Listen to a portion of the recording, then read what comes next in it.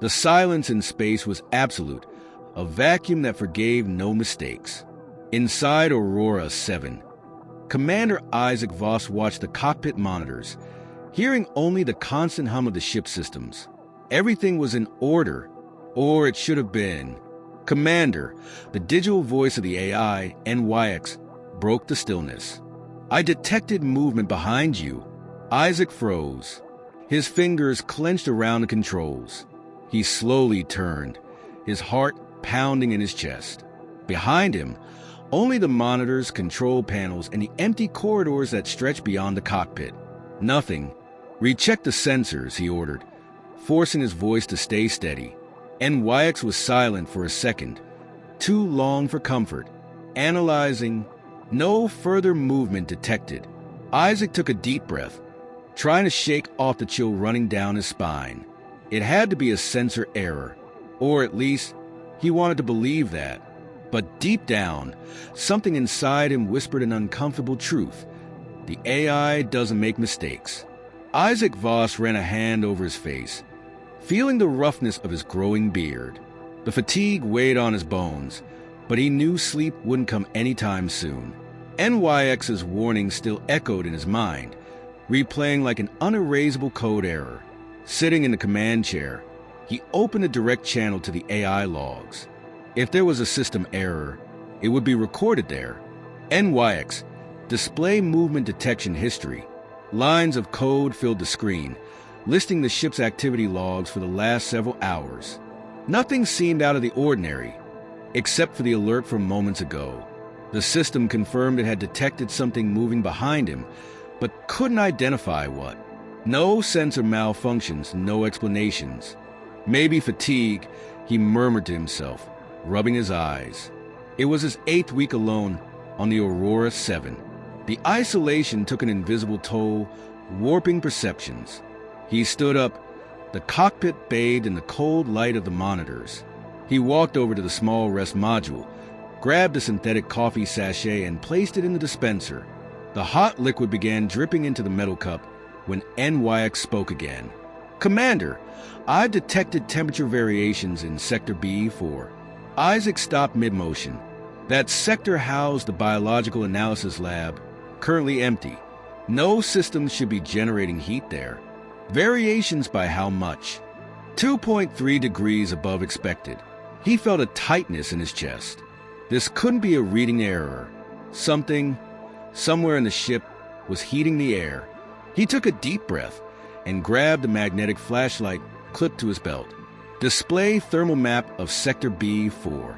The screen flickered, producing a three-dimensional image of the hallway and adjacent rooms. There was a faint heat point, pulsing as if it were alive. Isaac wasn't an easily impressed man, but something about that point, the fact it shouldn't exist, made him hesitate.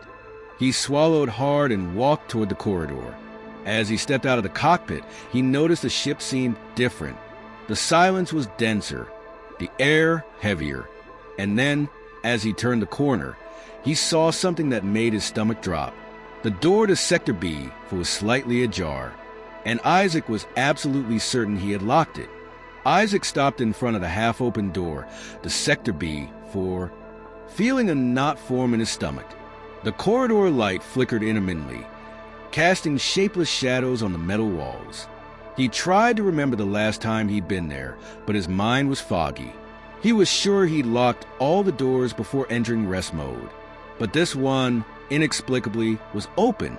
The sense of discomfort intensified as he pushed the door slowly. The metal slid with a creak, as if it were being forced to move after years of inactivity. The lab was dark, except for the greenish glow of the control panel in the corner of the room. Equipment and samples remained organized, but something felt different. The air was dense, charged with a strange energy, as if the space had been used without his knowledge. He took a deep breath and proceeded cautiously, feeling the hairs on the back of his neck stand up. His instincts screamed that something was wrong. He walked toward the main terminal, his eyes scanning the logs. The record showed the door had been accessed hours ago by his own authorization code. Isaac frowned. He hadn't been there. At least, he didn't remember being there. Every cell in his body screamed to leave the room, but an irrational impulse made him continue. He quickly typed a command on the panel, calling up the ship's thermal history. A three-dimensional map appeared before him, highlighting cold areas in blue and any heat source in red. His blood froze in his veins when he saw the red spot moving, slowly, like something alive, breathing inside the ship.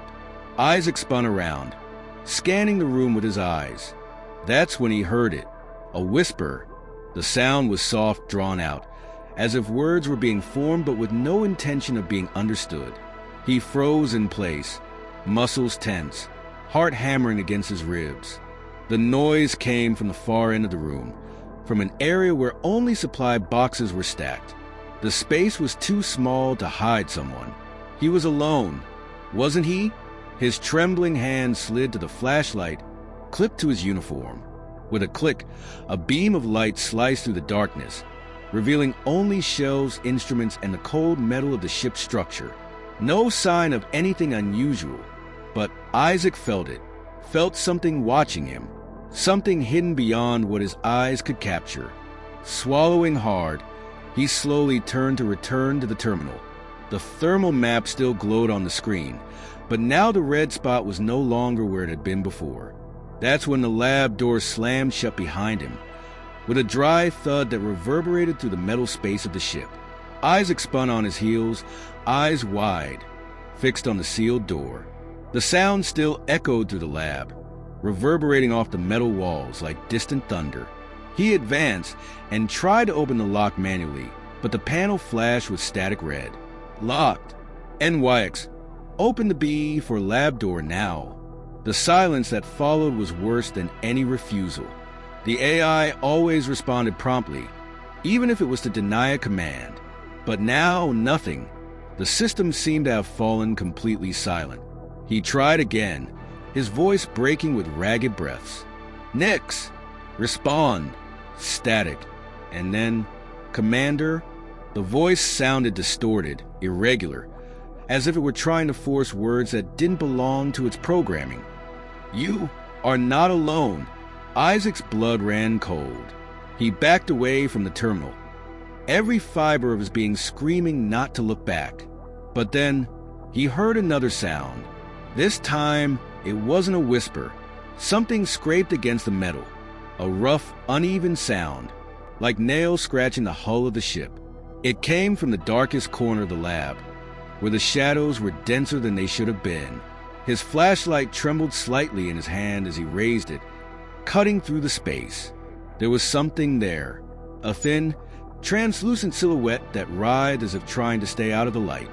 It had no face, only a swirling emptiness where a visage should have been.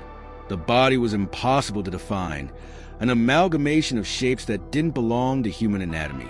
And then it moved wrongly, as if it were bending the laws of physics within that confined space. Isaac staggered backward, his breath caught in his throat. The being didn't advance, but he could feel it, feel an unbearable cold penetrating his skin, as if something were draining the warmth from the very air around him. The static on the ship's communication system grew louder, escalating into a deafening noise.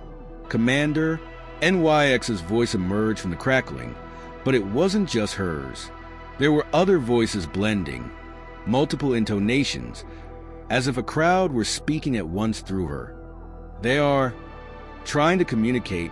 Isaac couldn't say which was worse, the distorted warning from the AI, or the moment the silhouette in the shadows took a step toward him. Isaac recoiled, his heart slamming against his ribs. His eyes were locked on the translucent silhouette, which writhed abnormally. The cold on his skin was now nearly unbearable, as if he were being drained from the inside out. Every fiber of his being screamed to run, but where to? The door was still locked. He was trapped with it. NYX's voice continued to echo through the speakers, each word distorted, as if traveling through a broken filter. Commander, they are not enemies. The phrase dragged with interference, while the static mixed with whispers.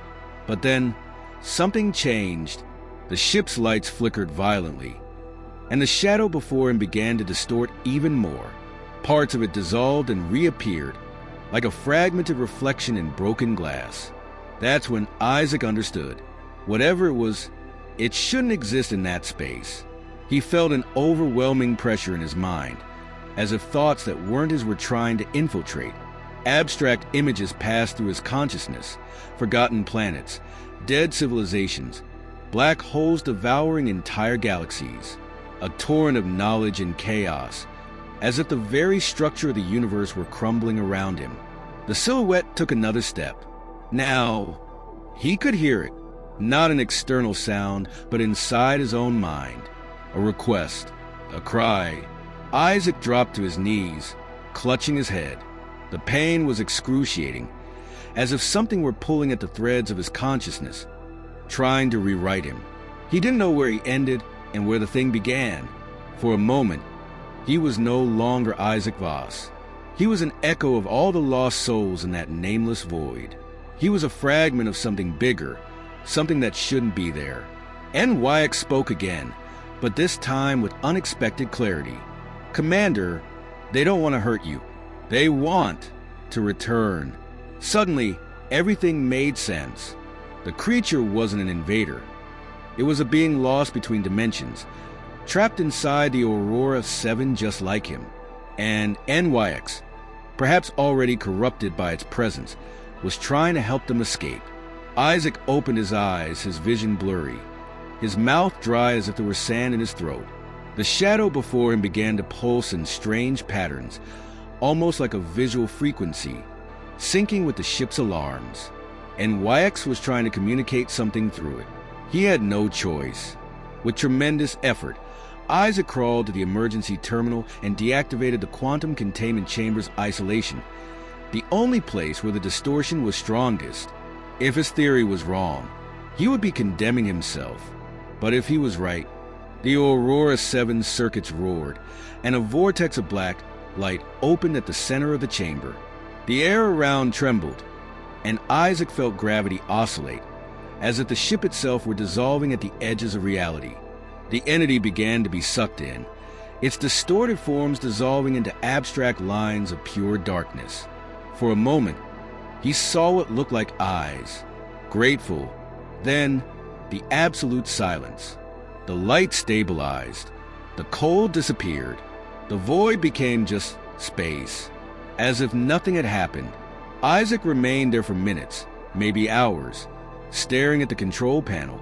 Had he done the right thing? Whatever had been there, was it truly a lost being? Or something much, much worse? NYX broke the silence, her voice now completely stable. "Commander, the systems are stable. We are alone now." Isaac let out a tremulous sigh. He was exhausted, but he was still alive. He stood up, slowly walking to the ship's panoramic window. Space remained vast and indifferent, sprinkled with stars that, for a brief moment, seemed to shine differently, as if someone had just left. He would never doubt again when the AI said it saw something behind him.